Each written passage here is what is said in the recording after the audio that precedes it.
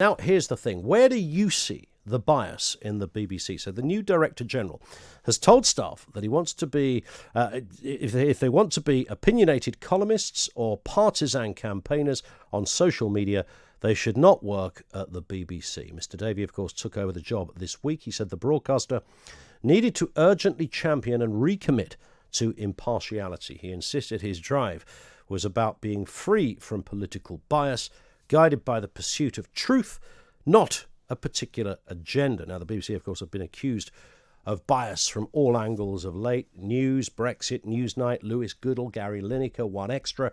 The list of accusations goes on. And I want to just delve into this a bit, really. Let's just have a play around with this issue. Where do you see, as a viewer, as a taxpayer, as a funder of the BBC, where are you spotting bias in the BBC? 0344 499 1000. Where is the line between a black music and news station and allowing someone on that station to have opinions about Black Lives Matter, as an example? Where is the line between Newsnight apparently trying to appeal to a younger audience, but then allowing presenters or even editors to veer into opinion territory? Where is the line between having a former footballer present Match of the Day and the same man inviting the population of Sudan to live in his loft? Where is the line? 0344 499 1000. And that is the point.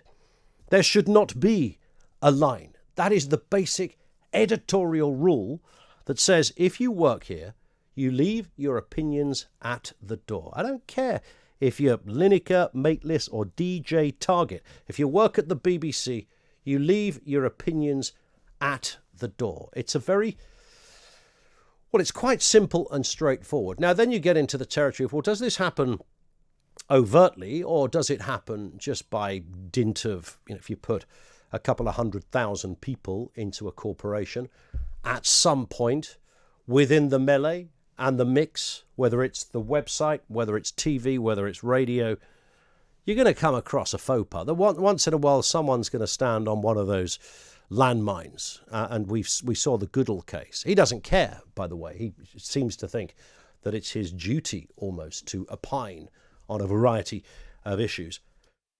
Newsnight, it appears, is sadly going to be treading the path to TV oblivion over the next year or so. You can kind of see it coming. I do have a sympathy, by the way. When I worked this is the best example, the nearest I can get to sympathising with what happens at the BBC. When I worked at talkSPORT, for example, so I'm a Chelsea fan, and once in a while, you'd have a kind of a tear-up about Arsenal being the obvious. So you'd say something about Arsenal, and then you'd look on social media, and somebody would always write something like, "Don't fall for it. This is yet again talkSPORT doing their anti-Arsenal stuff. They do it all the time." You think, well, that's a bit weird. Really? I mean, Adrian Durham maybe likes a bit of anti-Arsenal. I get that. And then you get, a similar thing. Jim White, he's sort of anti-Spurs or something. And then somebody else would be accused, Darren Goff will be accused of being, anti-Peterborough or something. And before you knew it, if you looked across social media over any given week, the station was accused, essentially, of being anti every single team in the league. Now, just think about the stupidity of that. You're a commercial sports station. You wouldn't want, it's not in your interest, it's not in the financial model of your business plan to be anti anything.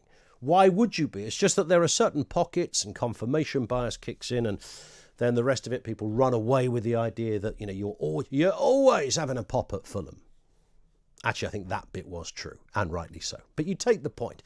In terms of the BBC, Brexit, of course, is the obvious example. I mean, the divisions on this one, you have Alistair Campbell on one side talking about how this is the British Brexit Corporation, how they essentially flag waved for Brexit. I mean, the hilarity of this is just there for all to see. And then, of course, on the other side of that, you'll have a ton of other names who are talking about how Brexiteers, Farage and co, will see the BBC as the British Remainer broadcasting company.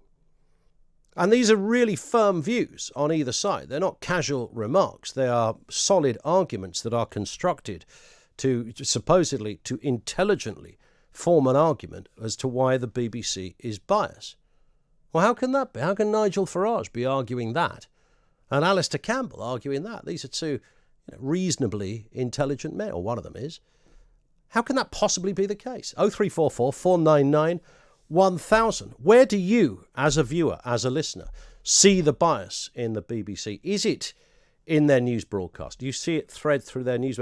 Laura Kuenssberg is the greatest example. So I think Laura Kuenssberg has had a previous dalliance with conservatism at some point. Anyone who has. Nick Robinson, similarly, I think, as well, was a young Tory chairman or something of that nature. I mean, everybody had a past, and that's fine. Sometimes you're employed because you have a political past, wherever it happens to be. I can think of a couple of examples where somebody went to work in quite a right-wing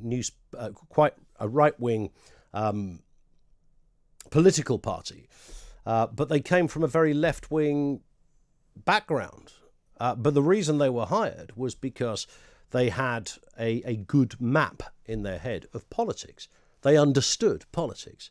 So it didn't kind of matter. And you get that at the BBC. I was speaking to one former senior editor a couple of weeks ago and said he would hire people from all political backgrounds if they were political. So the obvious is James Harding came from the Times and went to the BBC. James Purnell was a Blair cabinet secretary. I think he was culture minister and DWP. He went to work at the BBC. So one from Labour, one more right-wing. But they had political minds. Their minds worked in the right kind of way. So it didn't really matter. Nobody has ever been asked to apply for a job at the BBC who didn't have a political opinion. How weird would that be? If you've ever voted, do not apply for this job. Well, it would be bananas, wouldn't it? You couldn't do that. But where do you see it yourself? Because it doesn't always come through or manifest, we are told, through the obvious channels. You don't really have George Alagaya reading the 6 o'clock news, giving the headline, Keir Starmer said this afternoon, oh, and by the way, viewers, don't vote for him if he was on fire. You wouldn't get that. Nobody's accusing them of that. So where does it for you, the BBC manifest? What is the problem? I think there's a kind of an elitism, personally. So it's not just about political bias. It's a kind of very much an establishment order. You've got the Oxbridge thing going on. That's not exclusive, by the way. There's quite a lot of people I know that have worked in quite senior positions at the BBC that don't or didn't form part of that as their background.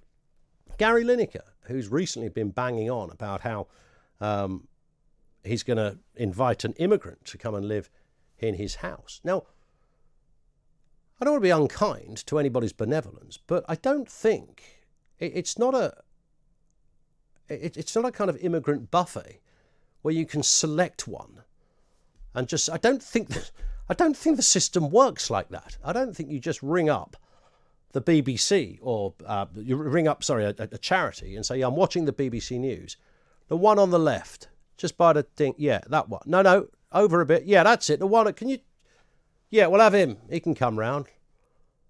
It doesn't work like that, Gary. You can't be selecting your immigrants in this kind of way. You've got to register in all sorts of official capacities. 0344 499 1000. For one extra, which is a radio station that plays music and does news and investigations, and it has some good presenters on it, and the whole lot. It's essentially a black BAME station, I think, would probably define it better. And of course, they've come under fire for quite a lot of opinion on Black Lives Matter. They have absolutely no right to do that. You can see why they would do, but you can't be having presenters with opinions on what is quite clearly, demonstrably, a political organisation, and then take a biased stance on that. But I can't imagine anyone at the BBC ever took DJ Target into a room and said, mate, can you calm down on the BLM stuff, fella? I don't imagine that happened. I can't see Trevor Nelson getting a final warning for his BLM words.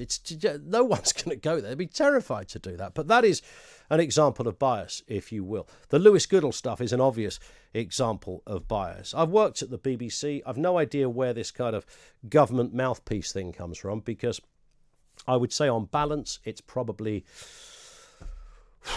Not probably, it is definitely far more to the left than the right. And that's the individual politics of individuals that work there.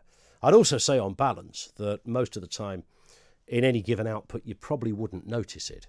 I don't think when you watch the 6 o'clock news every evening, if you're watching it on the BBC, It has bias jumping out of it at a rapid rate of knots. Nonetheless, there are areas, there are pockets, there are concerns. It might not just happen in news. It might happen in drama. It might happen through music playlists. There's all sorts of ways this bias thing can happen. So you're the license payer. You're funding this outfit. Where do you see the bias in the BBC?